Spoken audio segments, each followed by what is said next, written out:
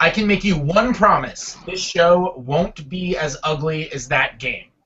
Brett Katz here with another episode of ClipperBlog Live, and man, I can't believe I'm about to say this again for the fifth game in a row. Another poorly played game by the Clippers tonight. This time they actually paid the price, going up to Oracle Arena and getting just thrashed by the Warriors on the road, 121 to 104. Clips fall to 3-2 on the season. Warriors improve to 4-0, one of three remaining undefeated teams in the league right now.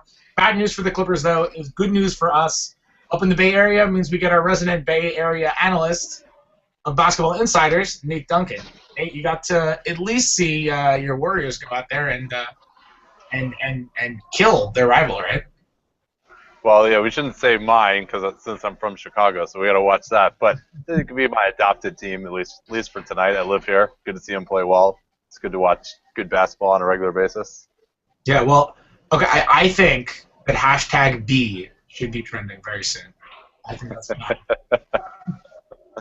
Yeah. So what he's talking about is let's see, what exactly was the tweet here from Ballmer? We looked to see if he was here. He wasn't actually here at the game, which was a massive disappointment. And I'm sure we would have seen him given his normal antics. So his tweet was, "Rough night, Clipper Nation. The @LA Clippers will #B space relentless." Hashtag B would be really good. Yeah. I mean, I don't know if they even really accomplished the B part of that, not to mention the relentless part in this game, but Ballmer can improve his hashtagging, the Clippers can improve their effort level. It's early in the season. It could be the first ever linking verb to trend by itself on Twitter. I don't think any linking verb or any form of any linking verb has ever trended on Twitter. I think it would be the first one. I think that's a safe prediction. Well, while we're in the hardcore basketball analysis, what are the photos behind you there of, by the way? Can we get like a quick rundown of like this really is important ones? This is the in the ClipperBlog Live studio. This is the baseball collection. We got I can't believe I even asked that. Yeah. Maybe talk about your New Balances. That might be more interesting. I'm like Matt Bonner. I'm just, they stop making the shoes, but they keep making them just for me, All right. So should we actually talk about what happened tonight? I don't really want to, but I guess we kind of have to. Let's at least start with the Warriors. We'll start talking about something actually good. Warriors look great. They haven't lost a game yet. They came out firing tonight. Looked awesome on both sides of the floor. You figure that the Warriors are incredibly talented when they're healthy, and if you look at the on-off court numbers when like Iguodala plays versus when he doesn't, especially if you look at those defensive numbers, they're just a phenomenal defensive team when he plays, and they'll probably be even better defensively this year because Draymond Green's going to get more minutes, and Curry gets a year smarter, and Thompson gets a year smarter, and those are young guys who stand to improve. Green even, same thing. Barnes, same thing. I think this could be I think they have a chance at leading the league in defense this year in terms of points allowed per possession. Would you be surprised if they won the West? Yeah, I would be. I think just because of the health concerns. I've predicted before the season that this is a team that is on a 58-win type of talent and pace when they have everyone. I think the core four on this team really is Curry, Thompson, Iguodala, and Andrew Bogut. A couple of those. Clay never gets hurt. Curry's been pretty durable the last couple of years. Iguodala and Bogut have struggled with injuries. So we'll see what happens. I mean, if this team can stay healthy all year and get into a top 2 seed, then I think it's possible. I don't know if this team can win 2 series on the road, which they would have to unless they're a top 2 seed. But they look great right now, and even last year when they're fully healthy, they were pretty good. And it would have been real interesting to see what they could have done with Bogut healthy in that Clippers series, even with what I think most people now recognize was the inferior coaching of Mark Jackson. Yeah, I think that's kind of the interesting trend of this year, right? You heard this huge uproar when Jackson went, and there were surely people who thought probably a good move getting him out of there, but you're not hearing that anymore. You're not hearing it. You're not hearing the people who wanted Jackson out just long for Klay Thompson post-ups. The Warriors' offense looks beautiful. It's more free flowing, and it could be Kerr. He's the head coach, and he's obviously a very smart guy, and he's probably going to be a very good coach. But as a Clippers fan, as someone who grew up a Clippers fan, I think what's missing on this Clippers offense, at least, is Alvin Gentry, and there are a lot of Alvin Gentry fingerprints on that offense. The way the ball moves, a lot of the sets that they run are very Gentry-like. He loves running good shooters off screens like that. He finds amazing ways to get guys like that open. That was a tremendous hire. I think he's going to get another head coaching job at some point in the near future. Yeah, and Ron Adams is an amazing hire on the defensive side, and he's there to reinforce some of the principles that Darren Erman and Mike Malone installed in past years. I think for me, let's not get too carried away on the Warriors because of this game. Their shooting was just completely ridiculous, no matter what kind of defense was being played on. I mean, their shooting was ridiculous for an empty gym in the first half. I think they had a 78% true shooting percentage at the end of the first half, 78% field goal percentage, so they only actually made 2 free throws in the first half. That's not something that can continue. They're not going to put up 138 offensive rating. They pretty much, before this game, had been about the same as they were last year offensively, despite not playing, the most amazing defenses in the world. So I'm going to hold off a little bit on declaring quite yet that the offense is so much better, despite the fact that they're passing it more. They just had really a great shooting game today. Let's see them keep it up for a while, especially against good defenses. My main takeaways here, number one, Lee being out to start the year, then now getting injured again. He also, while he was in there, looked really good with the second unit, which struggles to score a lot. Kerr said after the game, we're 4-0 with Draymond starting. We're playing well. That's going to continue. Lee may now be out for a little bit longer since he re-injured the hamstring. So that could be huge. If they keep playing really well, it may be, they're going to have a guy making $900,000 starting over a guy making $15 million, Draymond Green over David Lee. So that's huge. Sean Livingston looked like the player that they thought they signed today for the first time. That was big for the bench unit. Those are my 2 real big takeaways from today for the Warriors. Well, Day-Day is not going to be making $900,000 for that much longer, I'll tell you that. He's restricted at the end of this year. I don't know how much more than $900,000 he's getting, but he's getting a lot of money. Yeah, and his ability to shoot the 3 too is what really, really opens things up as well, because this team doesn't have much shooting aside from Klay Thompson and Steph Curry. Those are the 2 best shooters probably at their positions in the league. But aside from those guys, and when one of those guys is out of the game, they do struggle to space the floor. So getting that from Green as well, having 3 real good shooters on the floor at once in the starting lineup, and the level of defense that they bring, that could be a real scary team going forward. Yeah, Green is a scary defender too, because he's become, and you saw this last year as well. He's just become so versatile with the way that he can guard Chris Paul on one possession, Blake Griffin on the next. It's amazing to watch. There are not a lot of defenders of his mold, let alone of his skill set.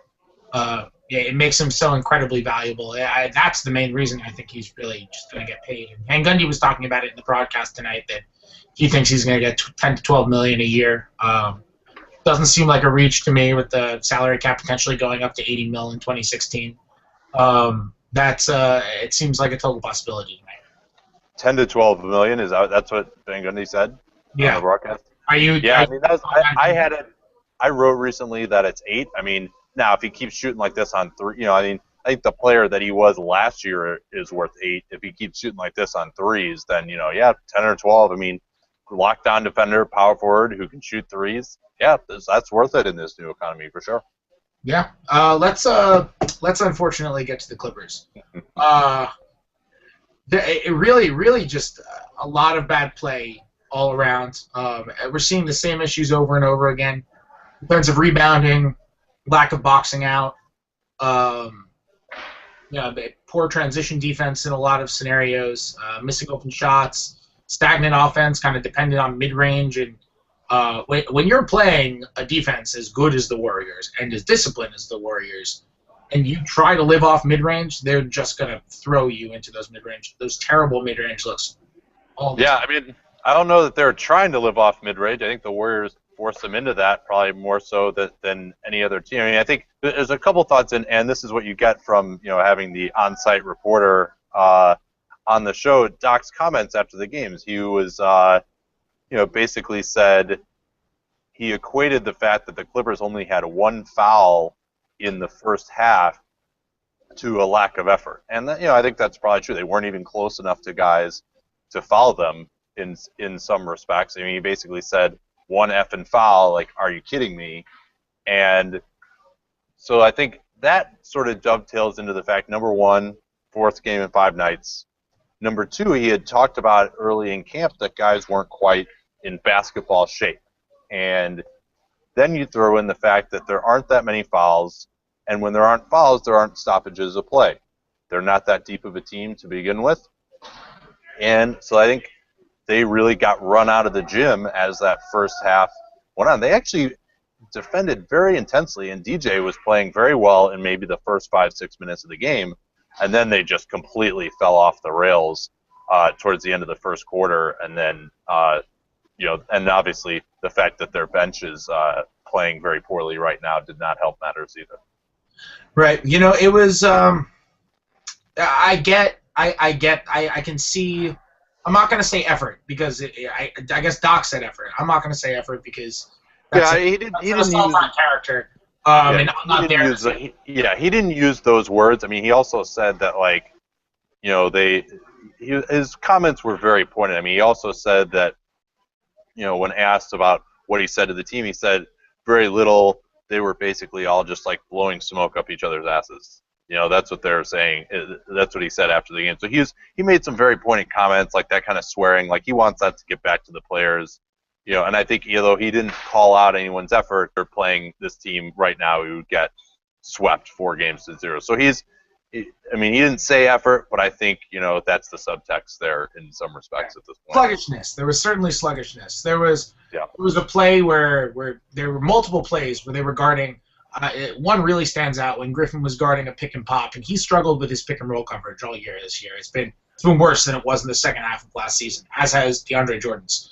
But he tried to recover onto David Lee on a pick and pop, and he just kind of meandered over to Lee, and Lee put up a shot, and Griffin didn't even get a hand in his face when he should have been able to close out and not only get a hand in his face on a shot, he should have deterred the shot altogether. There was another play where the Clippers off a make. Leandro Barbosa came all the way down and got a layup in transition after a make. I mean, that's just the issue of getting back on defense. It's things like that which make you think they're sluggish. Whatever the reason, I don't know the reason. Yeah, they were noticeably sluggish tonight, and that's a problem. I mean, there were when Curry had that phenomenal dribble move and missed it, and Bogut had that one-hand finish off the miss. In the first half, that was a great play by Bogut, but enabled by DeAndre Jordan not getting low and boxing out, by him standing there and waiting for the rebound and getting dunked on. We've seen a lot of plays like that this year, and it's unfortunate. It's not something that we saw very often last year. A lot this year. Maybe Donald Sterling was the answer. Maybe Donald Sterling was really the one who made this thing click. Well, I do think that perhaps that there is just sort of an air around the team, not only in just that, happy days are here now, and, whether it's, all right, we're going to give Doc Rivers, the GM, an immediate $10 million a year extension, when Doc Rivers, the GM, hasn't really, done the greatest job, and we can get to what some of the roster deficiencies are when we talk about, in a little bit, but so maybe there is a little bit of sort of all right, all our problems are solved now, and, well, no, you actually need to go out there and play. I think another symptom of that was they only had 5 offensive rebounds tonight, and I think they only had 1 in that dreadful first half, and that's where they killed the Warriors in that playoff series last year. Granted, that was San Bogut, but nonetheless, you would expect this team to be able to get more than 5 offensive rebounds in a game. Yeah, I mean, DeAndre destroyed that series. I mean, as you said, Bogut was not there, but DeAndre averaged 12 and 15 in that series, 4 blocks. He was all over the place. And DeAndre, I thought, was actually the best Clipper tonight, which is setting a low bar. But They, there are things that they're doing which are weird habits. DeAndre is jumping passing lanes more than he's ever really done. There's no one there to recover. Almost every single time DeAndre jumps a passing lane, the opposition gets a good shot. Almost every single time. Because he is. If I were Doc, I would almost tell him never jump a passing lane. There should really be no exceptions to that. I'd rather someone get a clear look at the basket and you just man them up at the rim than you jump a passing lane and they get a layup. Or a wide open, 6-footer. It's just it doesn't work when he jumps a passing lane because Griffin's not rotating in time, Hawes doesn't rotate in time, and they end up giving wide open lanes to the basket. It happens almost every single time, and stuff like that. Weird habits that didn't exist last year developed over the first 5 games or so. So let me ask you this then: we've established kind of what the issues are: rebounding, bad shot selection, bad shooting. Let's talk about the defense first. How does this stand to get better with this current roster? Is it sustainable, or is it probably going to get better? Well, I mean, I think one thing that we haven't talked about really is just the problems on the wing, and that was an issue last year. Matt Barnes is not playing well enough. A lot of their offensive issues, I don't have quite a good enough knowledge of whether they're really running different stuff than they were last year. I mean, a lot of the plays I recognize still, but Matt Barnes was a real problem for them in that first half because what was happening was either Iguodala or Harrison Barnes was guarding him. Matt Barnes would be stationed at the opposite wing from a pick and roll, and Matt Barnes' man would just stunt right off him all the way over to the top of the key to either, the pick and pop with Blake or the short roll coming down. And then Barnes wasn't able to make them pay for that strategy. Either he was just too reluctant to shoot, he wasn't able to make some cuts. He made a couple of nice cuts against the Jazz in that situation on Monday, but that wasn't there for whatever reason today. So he was really hurting the Clippers offense a lot in the first half. And, he's 34, 35 years old. He's not really a lockdown guy. He's always been sort of a try-hard, above-average guy on the wing. And then who's behind him? Reggie Bullock made 1 3, but then he also kind of got taken out later on. I'm not really sure why in the third, fourth quarter. So, yeah, where is the production going to come from on the wing on both sides of the ball with this team? That's really, I think, the biggest structural weakness aside from this whole issue of, just overall sluggishness. Yeah. I mean, you're right. The wing has been a problem. I think, with Barnes' nice cuts against the Jazz, I think it's a lot harder to cut towards the basket effectively than really, really good backline guys who are just going to cut off any passing lane. In terms of, Draymond's an amazing rotator, and as is Bogut, and those guys just end up cutting off passing lanes. It doesn't leave open lanes for Barnes an open space for Barnes to get to. And as for Bullock, I mean, Bullock hit 4 threes in his first game the other night, but he doesn't move. He hangs out in the corner, and that worked against the Jazz defense. It'll probably work against a lot of defenses because defenses collapse in on Chris Paul when he gets into the paint. They collapse in on Blake Griffin when he's in the paint. They usually double him when he's in the paint. So you can get corner threes from kickouts or from swings around the perimeter, but come out of Blake in the post, whatever it is. And if he gets 6 wide open looks, he can hit 4 of them in a game every once in a while and go 4 for 6 from 3. Problem is, against the Warriors, they know how to defend the corners really well. And so when you're defending the corners really well and your only offensive game is standing in the corner and he doesn't cut off the ball, he's not really adept at finding space yet, you're kind of in a bad position to create offense if that's pretty much all you're going to do. This Warriors defense is awesome. Look, we need to give them a lot of credit. It's amazing. I told you, I think it might be the best in the league. Yeah, I mean, what they did against Blake Griffin, I think tried 5 post-ups in the first quarter by my count. One of them got intercepted on the entry. 2 of them led to Draymond Green just forcing him into a real tough shot, and then the other 2 he kind of got doubled, got pushed out of sorts by the double team, and then wasn't really able to make anything out of it. So he really, I mean, did he have a single layup in this game today? Maybe he had 1, and DeAndre had a nice game on his alley-oops, and those are going to be there every once in a while. But that's a hard play to do. I mean, Bogut is a master at putting himself on the axis between the ball and his man and still helping. and deterring that pass. I mean, he might have had 6 or 7 alley-oop dunks, but that's kind of what they were giving up, and that if that's all it was going to be as efficient shots available for the Clippers, they're in trouble against this Warriors defense. Yeah, Draymond, I wrote about this at some point over the summer, and I tweeted out this article again today because I thought it was relevant. Draymond and Blake is one of my favorite post defender versus offensive players to watch in the league, because Draymond, the thing that he's amazing at, I think his best trait as a post defender, is he's incredible at pushing guys out of the paint before they actually receive the ball when they're trying to get position. What Blake is so good at, the reason he's a good post player on offense, is that he gets incredible positioning.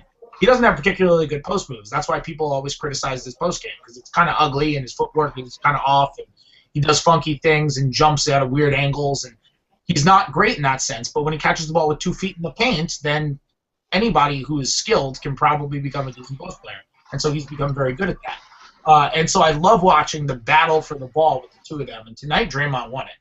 I mean, he won it handily. He was so good in just keeping Blake away from the paint. How many times did you see Blake catch the ball with a foot in the paint? Yeah, 0. No, that's a great observation. I totally agree with you. Yeah, it didn't happen. That's his best trait as a post defender. He's one of the best in the league at that as a post defender. That's what guys like that's why people always argued Kendrick Perkins had value with OKC when he started, because he would just push out post guys from the paint before they had the ball. And Draymond's just one of the best in the league at that. And it was fun to watch as a basketball fan. Just another aspect of the Warriors defense that's so wonderful. They might have the best defense in the league. Wouldn't surprise me if they finished #1 defensive efficiency at all. So what else do we have to talk about here?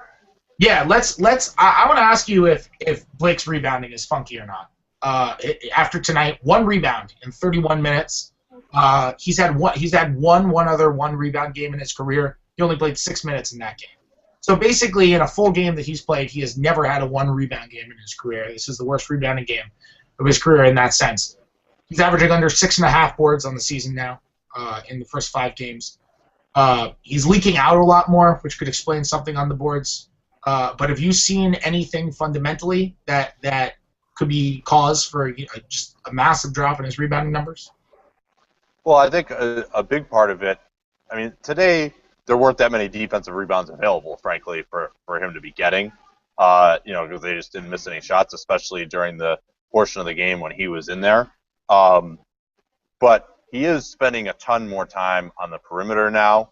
And when you're taking 20-footers, you're not in position to get offensive rebounds. And that's something that I think he could be better at. But they need to have some spacing, and DeAndre is going to be down there, so it's hard to get offensive rebounds in some of those situations.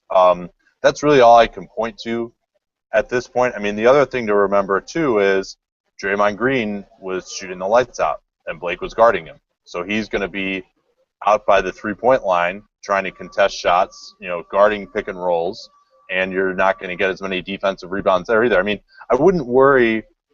The Warriors only had 4 offensive rebounds in this game, so I wouldn't say the Clippers' defensive rebounding was remotely an issue in this game at all. Their lack of offensive rebounding was, but I didn't see anything. I mean, I think, as long as your team is not rebounding poorly in a given game, and I mean, it's not an issue I've paid much attention to in their other games yet, so you would know better than I do on that score.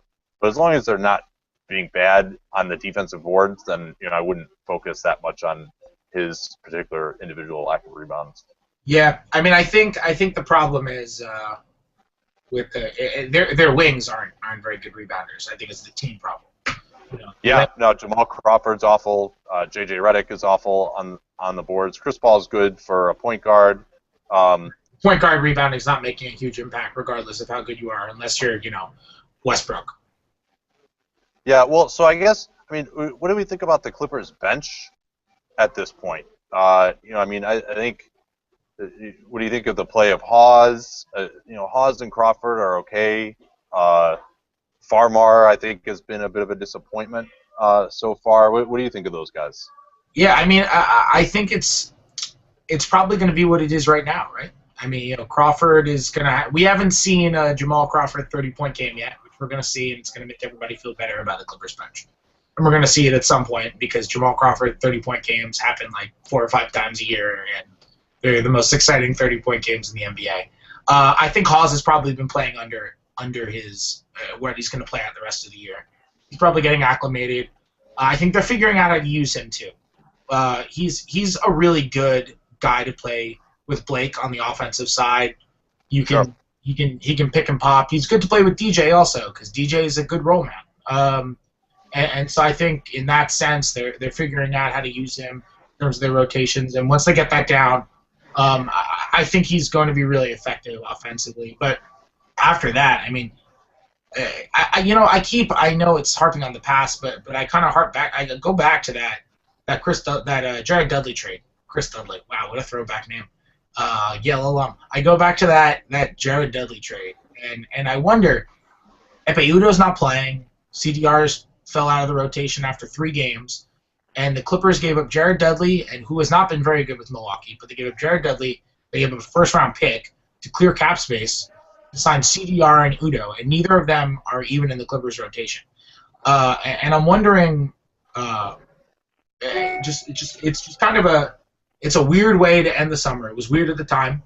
It's a little weirder now that those guys aren't in the rotation. I'd love to see what Udo could do because the bench unit's not really playing defense, and Udo can defend. He's not going to give you anything offensively, but he can protect the rim, and he's a good athlete.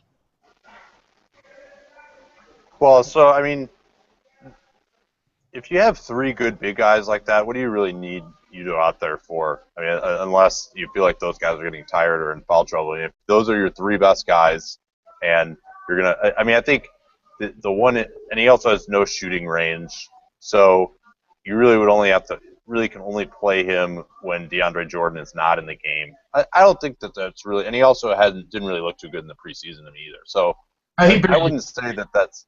What did you say? He barely played preseason. He was hurt. Yeah, I mean, yeah, and when he played in the game here, he didn't look good. But, I don't think that's really too much of an issue. I do agree with you that trade's a little fishy, especially since they gave up a first-round pick, to really move what amounted to like about $6 million in salary. In the past, we've seen that those kind of trades, it's been about $10 million in salary for each first-round pick, so they didn't get the greatest value there. And Dudley, I mean, he hasn't been that good with Milwaukee, but maybe they could have given him another shot. And yeah, I think Raduljic is someone who I don't know if he could have helped them because they don't really need more scoring, but and I think that he's just as good as the other guys, and they wouldn't have had to use up more room under the hard cap with him. So I don't know. What do you think of Hawes and DeAndre Jordan together defensively? I was skeptical that they could work because they're both centers. What do you think? Yeah, I think you need to play it up against certain lineups. I mean, Hawes is slow-footed for a center. He doesn't really work defensively as a 4, especially if you've got a quick power forward out there with him and on the other team who he has to guard. And if it's a stretch guy and you pull him away from the rim, I mean, it doesn't work very well. I mean, you run with that when you're just trying to get offense, I guess, right? And you hope that, and DJ's having a good game and you can just kind of man the rim by himself. That's probably the scenario in which you run it. I think it works for short stretches offensively. I think the Hawes, Chris Paul pick and roll has really nice potential, and the pick and pop has potential. So if it's good enough offensively, then you can take 5 to 7 minutes a game where you are a below average defensive team if you're just a phenomenal offensive team. Yeah, and the Warriors, though, they totally shut down Hawes today, and they had Green guarding him most of the time, or they would actually, when they were going small with Harrison Barnes at the 4, they had Barnes guarding Hawes, and those guys were able to close down Hawes. You saw Hawes make a number of attempts to try and put the ball on the floor off closeouts, which is, to put it mildly, not particularly his strength. So, yeah, I mean, it'll be interesting to see what happens with this team. They've got some holes. They have a ton of talent, but they're not doing it right now. It'll be interesting to see whether Doc's fire and brimstone and the media gets them started because they are not looking like a contender at the moment. All right, one last question for you: should Clippers fans be worried about this team? or is it all going to come together and it's fine? That's a tough question. There's no real reason to believe that they're going to be that much worse than last year. I do think Blake's taking a few too many jumpers. Paul, his scoring ability kind of wanes each year just a little bit. He's still a great player, obviously. So, those might be some reasons for long-term concern, but those are pretty mild as problems go. I don't think it's time to worry yet because they still have the same players as last year when they were real good. But, I mean, if, worrying is them getting, a seed in the top 5, I'm not that worried about that yet. Am I worried about them being a true contender for the championship with the way their wings are playing? Yeah, I would be a little worried about that. Well, I think I probably agree on that front. That's going to do it for us tonight. Another night, another bad game for the Clippers. They lose this one 121-104 and fall to 3-2 on the season. We're back at you again Saturday afternoon, a couple of nights off after a 4 games and 5 night stretch. Clippers play Portland, the 2-2 Trailblazers. That's at home, 12:30 Pacific game. Until then, for Nate Duncan of Basketball Insiders, I'm Fred Katz. Good night, everyone.